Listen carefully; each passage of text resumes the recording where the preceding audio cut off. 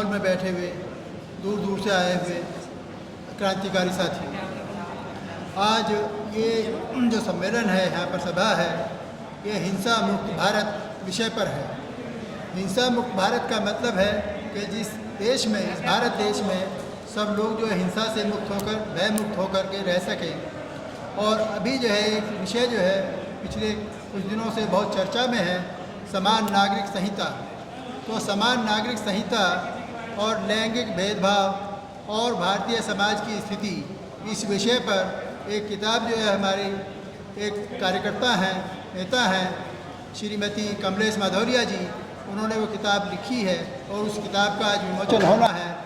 तो उस किताब के बारे में थोड़ी सी चीज़ मैं बताना चाहता हूँ।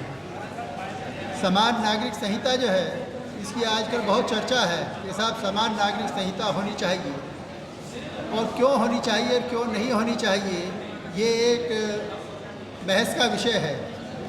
संविधान में अनुच्छेद 44 में कॉमन सिविल कोड के बारे में कहा है कि भारत सरकार प्रयास करेगी कि कॉमन सिविल कोड बनेगा। लेकिन भारत सरकार आज की मौजूदा जो है वो जितने सिद्धांत हैं, नीति निर्देशक सिद्धांत, उसमें बहुत सारी चीज़ें लिखी हैं कि इन पर जो है काम करेगी।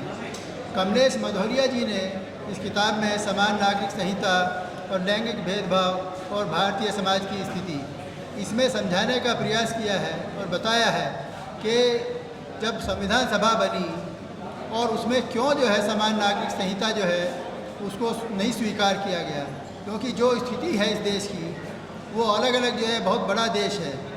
पूर्वोत्तर से लेकर के कश्मीर तक जो है, लेह से लेकर के कन्याकुमारी तक अलग अलग तरीके से लोग रहते हैं, अलग अलग तरीके से लोग जीवन जीते हैं। कमलेश माधौरिया जी ने इसमें संविधान के बारे में और देश भर में जो है महिला और पुरुषों की क्या स्थिति है, उनके धार्मिक अनुष्ठानों में, धार्मिक संस्थानों में महिलाओं की क्या स्थिति है, उन्होंने पूछा है, अपने आप बताया भी है और पूछा भी है कि क्या दूसरे धर्मों की बात तो छोड़ दो, मुसलमानों की, ईसाइयों की, सिखों की, क्या हिंदू धर्म में महिलाओं को समानता मिली या मिलने का प्रयास किया गया? कि 2005 में हिंदू एक्ट में जो है संशोधन कर दिया गया कि संपत्ति में अधिकार होगा महिलाओं का, लेकिन उसके बावजूद अभी बराबरी का अधिकार जो है पूरे देश में नहीं मिल पाया है। बहुत सारी जगह के अलग अलग कानून हैं, इसमें लिखा हुआ है। कमलेश माधौरिया जी ने इस किताब में कोई क्षेत्र ऐसा नहीं है जिसको अछूता रखा हो। इन्होंने लेकर के अमेरिका से, फ्रांस से, यूरोप से और इस देश के पूर्वोत्तर से लेकर के कि किस तरीके से जो है धारा अनुच्छेद 371 जो है उसमें किस तरीके पूर्वोत्तर भारत को अलग अधिकार दिए हैं और क्यों दिए हैं, उस पर भी चर्चा की है। उन्होंने ये भी बताया है कि हिंदू मैरिज एक्ट में एक शादी की प्रावधान है कि एक ही शादी होगी। इन्होंने उदाहरण देकर के बताया है कि हिंदू समाज के जो ताकतवर लोग हैं वो किस तरीके से एक से ज़्यादा शादियाँ उन्होंने करके कानून को तोड़ने का और उसको जो ठेंगा दिखाने का काम किया है। कमलेश माधौरिया जी ने, ये एक बहुत वंचित समाज से निकली हुई महिला हैं, ये कोई प्रोफेसर भी नहीं रही हैं। इनके पति प्रोफेसर थे दिल्ली यूनिवर्सिटी में, प्रोफेसर माता दीन जी। इन्होंने जो है कहीं पत्रकारिता भी नहीं की है। आज की तारीख में जो है इनको, जिसको पहले हाउस वाइफ कहते हैं, अभी सुप्रीम कोर्ट के हमारे चीफ जस्टिस साहब ने कहा हाउस मेकर, तो इन्होंने घर को और समाज को बनाने के लिए जो प्रयास किया है पिछले लंबे समय में, और ये लगातार जो है महिलाओं के लिए, वंचित समाज के लिए बराबर जो संघर्ष करती रहती है। और इस किताब में उन सारी चीज़ों को इन्होंने उकेरने का काम किया है। इसमें चाहे सुप्रीम कोर्ट के इन्होंने बहुत सारे उदाहरण लिए हैं, इन्होंने बहुत सारा मटेरियल इकट्ठा किया है, कहाँ कहाँ दुनिया भर में हुआ, सोनी से लेकर के आपके जितने केस हैं, इस तरीके के चर्चित केस हैं, उन सबको जो है इन्होंने उसमें पेश करने का काम किया है। और ये किताब अभी थोड़ी देर में आप लोगों के सामने आएगी और वे इस किताब से जो आप लोगों को बहस इस पर चलानी चाहिए और इससे जो सब लोगों को लाभ मिलेगा, ऐसी मुझको लगता है। मैं कमलेश माधौरिया जी को यहाँ पर जो बहुत बहुत धन्यवाद देना चाहता हूँ, बधाई देना चाहता हूँ कि जितनी मेहनत उन्होंने करके पिछले 6 महीनों में और उससे ज़्यादा पहले से इसको लाने का काम किया है। बहुत बहुत बधाई, बहुत बहुत धन्यवाद, और आप लोगों का बहुत बहुत धन्यवाद। मेरा सभी से विनम्र आवेदन है कि बराए मेहरबानी आपस में बात ना करें। हमारे जो स्पीकर्स हैं बहुत ही इम्पोर्टेंट स्पीकर्स हैं अभी की किताब का विमोचन होगा।